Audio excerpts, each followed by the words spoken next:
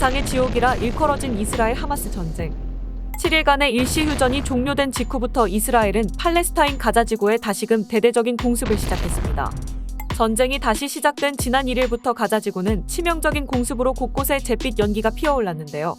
이스라엘 방위군은 만 하루 동안 약 400개의 목표물을 타격했다고 발표했습니다. 특히 가자 지구 제2의 도시인 칸 유니스에서만 50개의 목표물을 타격하는 등 남부 지역에 공세가 집중됐죠. 요아브 갈란트 국방부 장관은 다시 시작된 전쟁에 대해 지난 이틀간 개전 이후 공격하지 않은 지역을 타격했다며 우리는 지금 하마스를 완전히 제거하기 위해 가고 있다고 설명했습니다. 여기서 개전 이후 공격하지 않은 곳이 가자 남부를 중심으로 한 칸 유니스 지역이죠. 칸 유니스는 가자 지구의 가장 중요한 도시 전략 요충지인데요. 병력과 미사일 등 중요한 무기 대부분이 북부 가자시티를 탈출한 후 이곳으로 자리 잡고 있었다고 이스라엘군이 설명했습니다. 많은 피난민이 체류 중이며 하마스 지도부도 이곳에 은신하고 있는 것으로 알려졌죠. 이스라엘이 공격을 재개하며 칸 유니스에서는 더 남쪽에 있는 라파 지역으로 피난을 권고하는 전단지도 살포됐습니다. 이는 가자 남부에 더욱 맹렬한 공격이 진행될 것이란 일종의 예고라고 할 수 있죠. 이미 칸 유니스에서는 대규모 지상전이 벌어진 것으로 전해졌고 이스라엘군은 하마스의 작전지휘본부와 지하시설도 타격했다고 밝혔습니다. 이스라엘 해군은 이슬라믹 지하드가 보유한 해상 전력과 가자지구 남부의 하마스 기반 시설을 타격했는데요. 하마스 측 역시도 무장 세력의 전투를 재개하고 가자지구를 방어하라는 명령을 내렸죠. 다시금 격렬해진 교전에 국제사회는 우려를 표하고 있는데요. 특히 민간인 피해에 대한 비판이 있습니다.